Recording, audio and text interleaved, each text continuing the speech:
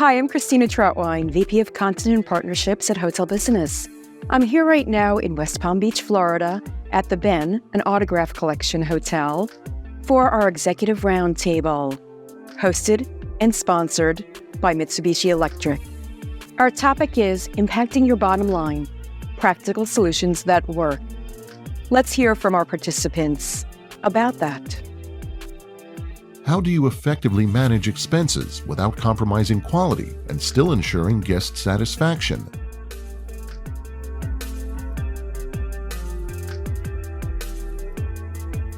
First of all, we always understand what it is that we want to deliver first and foremost. And so we build our value proposition around the scope that we wish to deliver.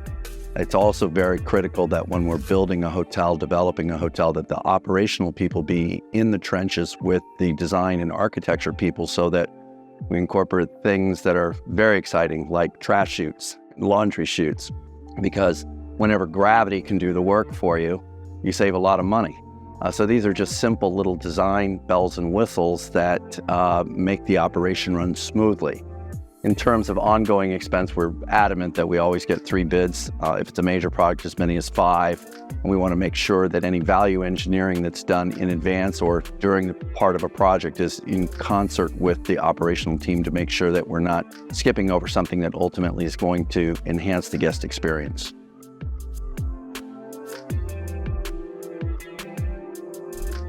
The biggest piece of any hotel of an operational expense is, of course, labor. That's no secret. Best way for us to have efficiency in labor and at cost to our bottom lines is having the right culture inside of our hotels, having the right cultures, having the right engagement of our employees.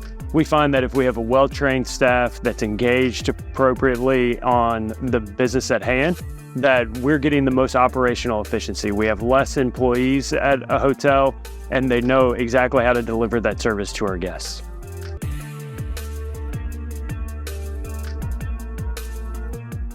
It's always a challenge to manage expenses without compromising quality or compromising the guest experience.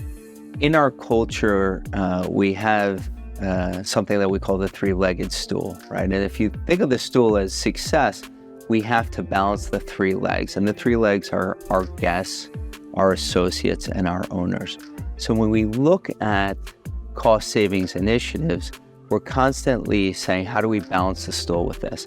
A great example of this is digital dining.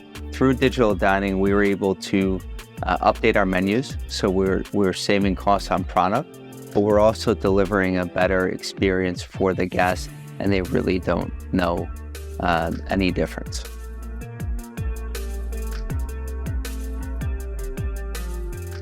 Well, it's a balance, and we are always looking for ways that we can be more efficient and provide better service and thrill our guests without having to make additional investments in order to do that. We even made investments in technology. We're using Core for better communication among our departments with maintenance, housekeeping, and front desk, which creates much more efficiency. We're obviously we're using better communication tools between guests and our hotel teams. On the revenue side, we are driving more strategic revenue management to target a better guest mix and to have a better flow in our revenue. We look at things that the guest isn't necessarily going to be seeing. In the area of insurance, certainly workers' comp is a major area of focus, and we are improving our training with better practices to reduce injury, which obviously not only keeps our team working, but it also reduces our premiums. We look at real estate taxes and are continuing to monitor those taxes and assessments, and we use consultants on that. And I think finally, it's always looking to balance with brand standards. I think the brands are often coming out with new ways to do things, new amenities, and we're trying to communicate to them those items that really do provide value for our guests or for our team, and those that maybe just be another bells and whistles that are only contributing to increases in expenses and not helping the bottom line.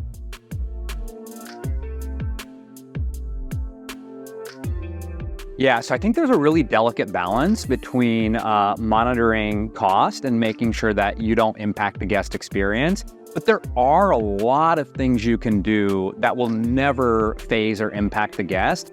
So if you dive into the couple areas of the P&L where that's really important, you can fight and appeal your property taxes in a way that does not face the consumer whatsoever. Same with insurance, same with waste on contracts, on labor, on a lot of other items that as a company, we've tried to focus on the items that we can handle back of house that is not going to affect the customer.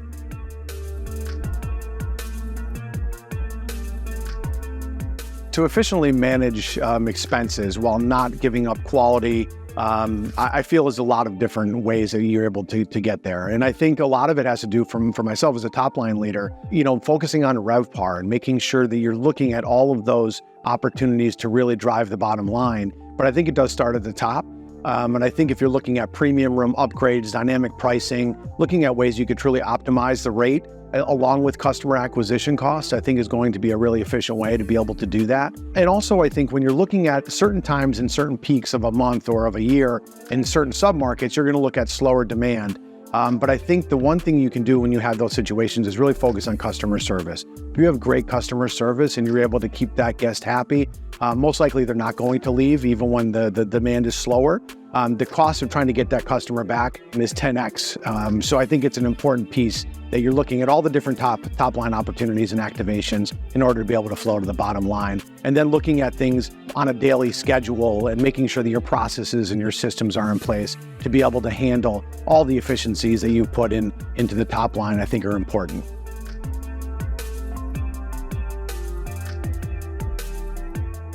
$1 million question. I think for us, it's a big focus. I think it starts, as we were talking about, from a software perspective.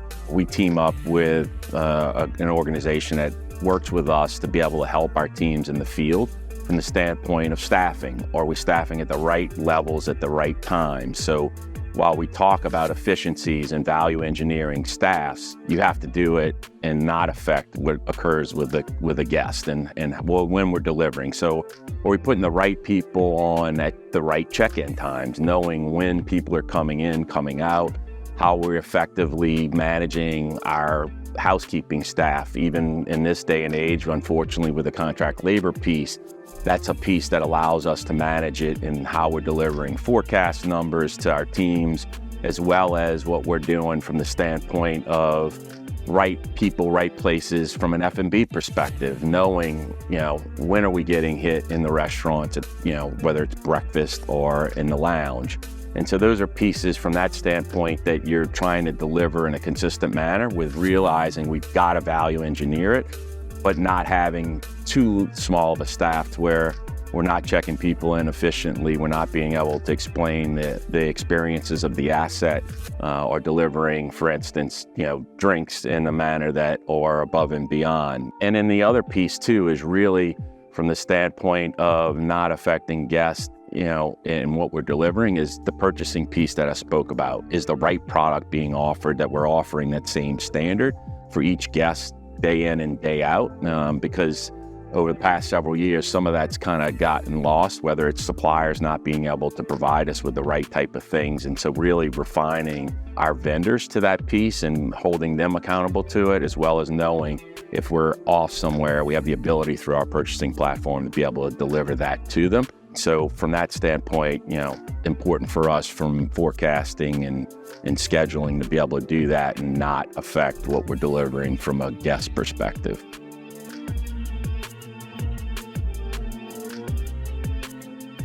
I think that also comes back to the people and having the right people, but also the key piece of that is planning. So if you're planning for your preventative maintenance, you're planning for your CapEx, you're planning for your renovations, a planned expense is much better than a expense that just popped up, overnight. So we try to plan accordingly for every hotel, and every hotel is a little different, but every hotel needs to have its proper plan to be successful and efficient.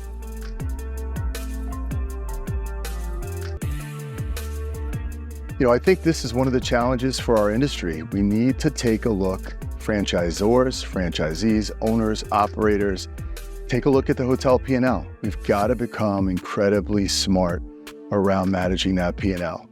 Talent is always the largest expense, but are there ways to be more efficient? Are there ways to be more flexible with the talent? When you think about energy and taxes and insurance and those other hard costs that we have to contend with, we have to arm the development community and in Sonesta's case, our franchisees with the ability to leverage scale, to use our procurement program to save money, to help them save money, to introduce them to intermediaries that can help them with things like insurance and taxes and their utility bills. But every part of the P&L, I believe, is critical right now because of the pressures on the business, right? We've had the inflation around wages. We've had the challenges with, hopefully at the tail end with supply chain, but we've got to become more efficient to be able to make the P&L attractive so we can continue to attract debt and equity to our space.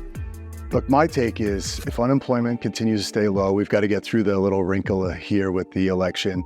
But if unemployment continues to stay low, the aspiration to travel is going to stay high, right? If people have disposable income, we know that travel is part of their experience that they want to have going forward. But for the operators and the owners and the developers, we've got to figure out a way to bring more dollars through the business model.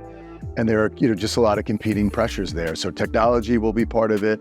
Efficiency will be part of it. Looking at talent will be part of it. But I think it's sort of an industry all hands on deck to look at the hotel P&L in order to make sure the flow-throughs make sense so we can continue to attract people to the industry.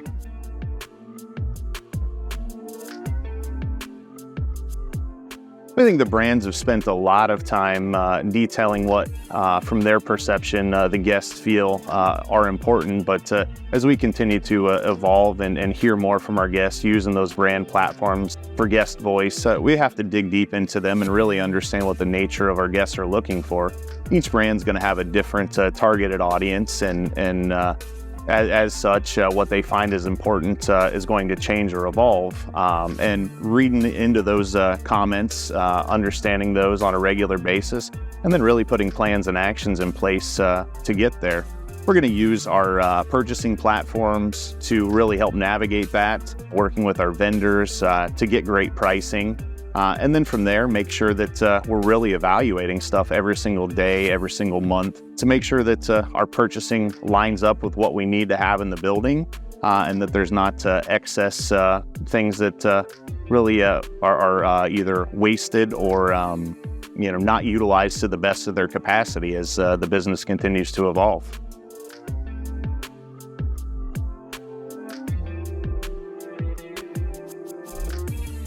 One of those things that you can use as a hotelier is to choose the correct HVAC system. If you want to command a higher premium rate for your guests, you can deliver a very comfortable environment where you can control it using Mitsubishi equipment. That's one way to justify that expense and raise your overall revenue. Any hotelier will have different guests that come to. Some guests want to be very cool. Some guests are cold and they want the heat. The system responds very well to that and gives everybody the liberty to set their own hotel environment the way they want. So overall guest satisfaction will be very high.